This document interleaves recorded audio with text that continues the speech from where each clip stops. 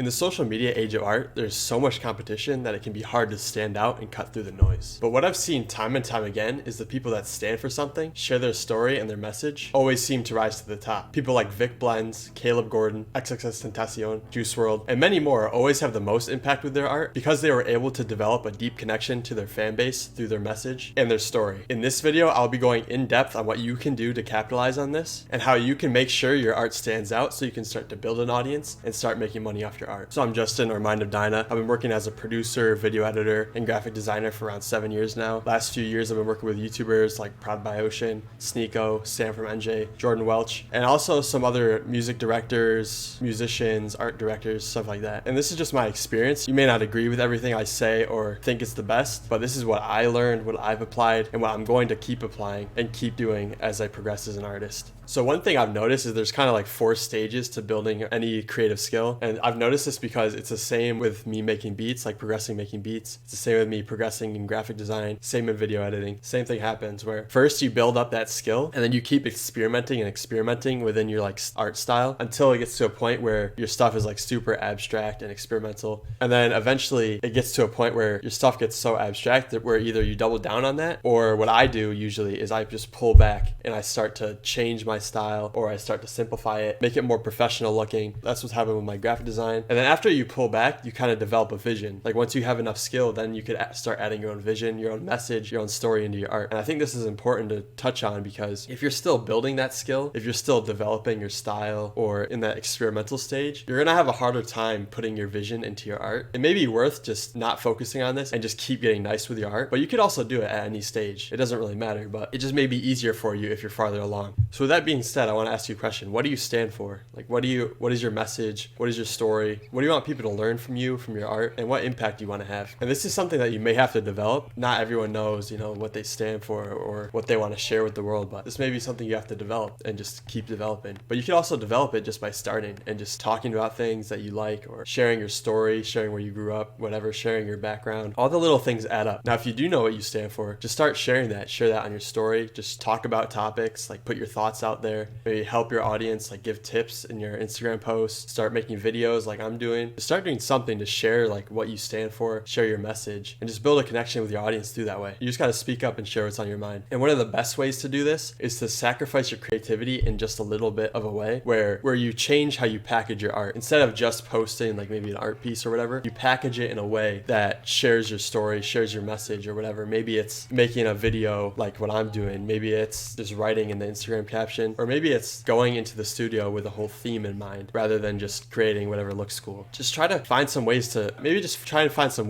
make your art resonate more with people and just build that message. Somebody who does this really well is Vic Blends, and I'll show you a video from him right now. I'll tell you what, throughout middle school and high school, never stop being yourself. Sometimes you might see people, friend groups that want you to be a certain way to hang out with them, and if you have to change who you are for somebody to accept you, then you probably don't need that person in your life. You should only try to attract the people that want you for being truly you. That was good. Crispy? Yes.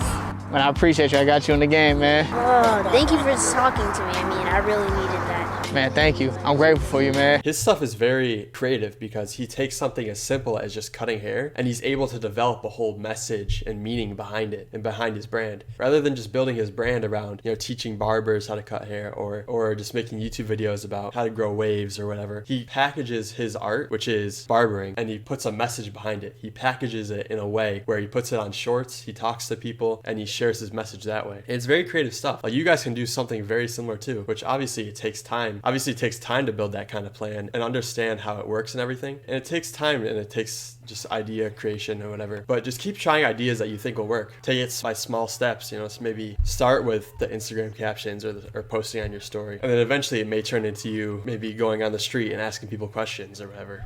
You never know. And what this ultimately does is it provides more value to your audience, because rather than just posting your art and hoping people like it and find meaning in it, you're actively giving them a reason to support you. Because if they know what you stand for and they resonate with that, they're going to be more willing to buy maybe t-shirts, prints, whatever, because they know what you stand for and they really resonate with what you stand for. And one of the most important things too is to think long term, because a lot of times, maybe if you're going really fast, you might be motivated to take a little hit, like, oh, I'm going to do a brand deal just so I can get some money or or whatever, when really that type of stuff has an impact on how your brand is seen and how people respect you as a creator. So you may not want to do those small type of stuff and really just build long term, because in the long term, you're gonna have money coming in anyway. Take it step by step and build up. Like what I'm doing right now, like I'm just building with YouTube, but eventually I'm not gonna be doing YouTube videos like this. I wanna do like music, clothing, and stuff like that. But this is just a small stepping stone to get to where I want. Just keep going, because eventually you're gonna make it. You just have to keep putting in the work, keep doing it. Take it step by step. Really focus on your vision, focus on your message, your branding. Think about your audience as well. And yeah, just keep going.